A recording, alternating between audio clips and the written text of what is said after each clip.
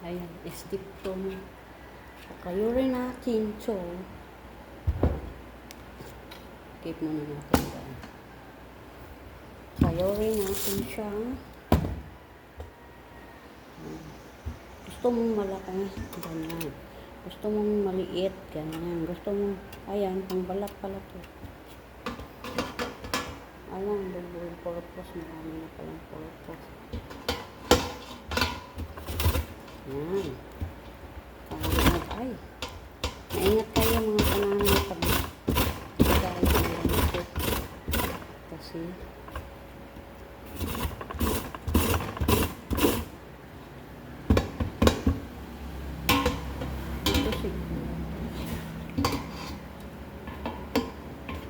dito siya.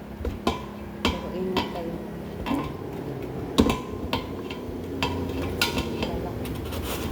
Masarap yung lalaki.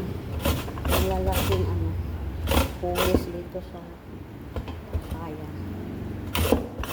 Pansit dughet. Pansit dughet. Tawag mo dito. Pansit dughet. Ewan ko sa Tagalog version. Bisaya.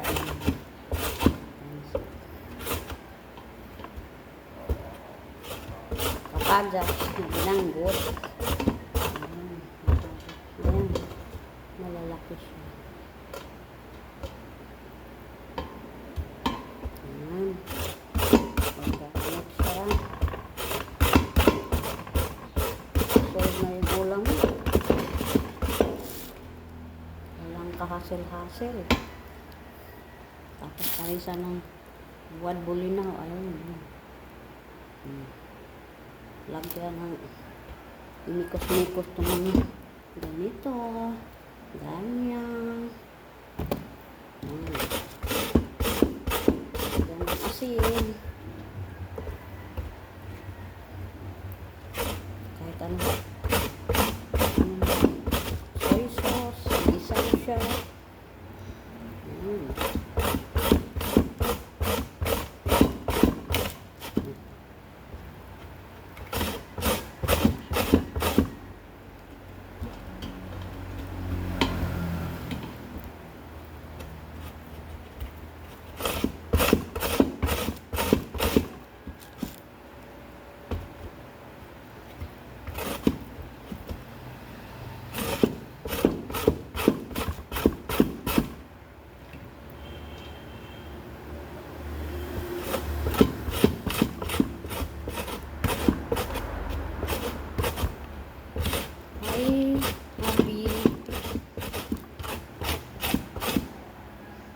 Nakasukat na ito ng postiso ko. Kasi yan ang gusto mo. Ayan naman iba yan. Kasi aray, kunti lang ka. Kalahati nito. Kalahati isa sa suka.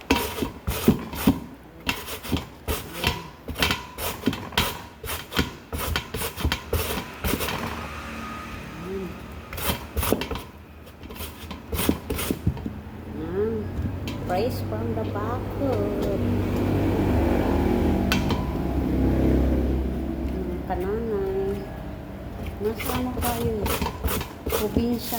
Magawa nga ng mga Pilipina. Doon sa ibang bansa. Nagkakayos din sila. Why not? Gawin natin dito.